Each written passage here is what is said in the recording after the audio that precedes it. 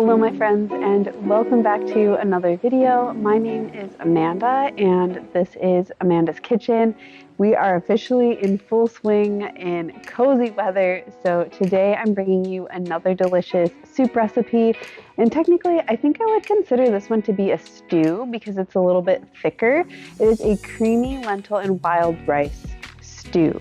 And it's completely customizable. It's nice and hearty. It's great for meal prep. So let's get into it. So the first thing we are going to do is prep all of our items for this soup. We're going to rinse 1 cup of green lentils and let those soak. Chop up some onions, celery, garlic, and carrots. And I'll leave the measurements in the description box below, along with a bunch of spices and a bay leaf, as well as this not chicken bouillon cube. So to begin cooking, we're going to heat about a tablespoon of oil in our Dutch oven and add in our onion, and we're gonna allow that to cook for a few minutes, just until it becomes slightly translucent, and you can see there is a fond forming on the bottom of our pan, which is great. That is Flavor Town. And then after that, we're gonna add in our onions, or not onions, the onions are already there, obviously, the carrots and celery, and allow those to cook for a few more minutes. Optionally here, if the fond starts to get too dark, add a few splashes of water or veggie broth to deglaze the bottom of the pan, and then add in your garlic and cook that for about another minute or so, just until the garlic becomes nice and fragrant. And then we're gonna add our salt and a bunch of our spices. Give that a good mix to kind of toast everything up. This is just a really good step to add additional flavor to soups and stews and really any cooking. And then we're gonna add in our not chicken bouillon cube and our bay leaf along with our veggie broth. We're gonna do a whole carton, so 4 cups of veggie broth here. And then we're gonna give that a mix, allow that to come to a boil, and then we're gonna add in our rinsed soaked lentils. And this is going to cook for quite a while. So you're gonna bring it to a boil, reduce it to a simmer, and then cook for about 35 to 40 minutes. I did end up adding in another cup of water here just because I wanted to make sure everything was covered. And then after that has cooked for about 40 minutes, we're gonna add in our 1 cup of wild rice. You wanna wait to add the rice because if you cook it as long as the lentils, it will turn into mush. So definitely don't do that. And then just cook for about 15 minutes or to like the package instructions for your wild rice.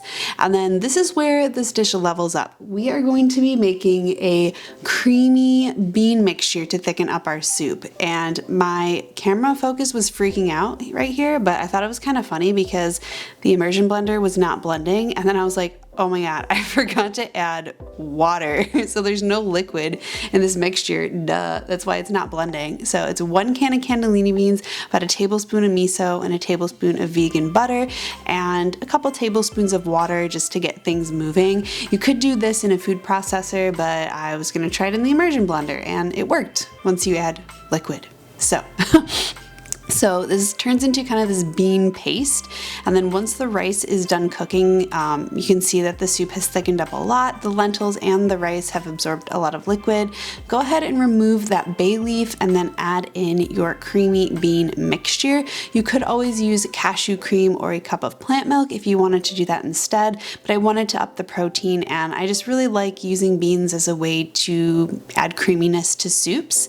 And then there you have it. So we just heated that. I didn't actually turn the heat off and then added the beans, and just kind of stirred it and let it sit for a little bit until it kind of heated through. And I did this for meal prep for lunch for the week, and this made like 6 servings because it was really hearty and filling.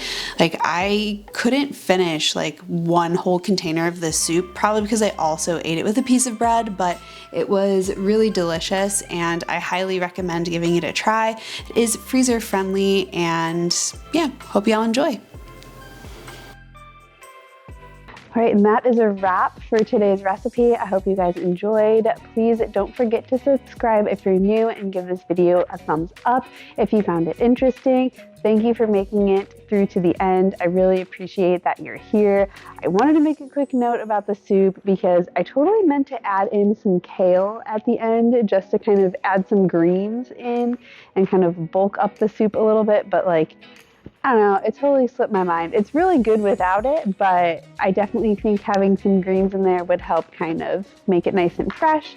And I also would recommend when you reheat the leftovers to add a little bit of water or veggie broth just because it does get really thick because of that creamy, savory bean mixture that we made to kind of thicken up the soup, which is optional. You definitely don't need to have it. The soup would be great with or without it, but I definitely think it levels up this dish. So let me know in the comments section below if you made this soup or what customizations you made or any other soups that you like, because I'm definitely embracing the making a big batch of soup to have for lunch during the weeks type vibe right now as we are in December. So thanks again for sticking around, and I can't wait to see you in the next video. Bye for now.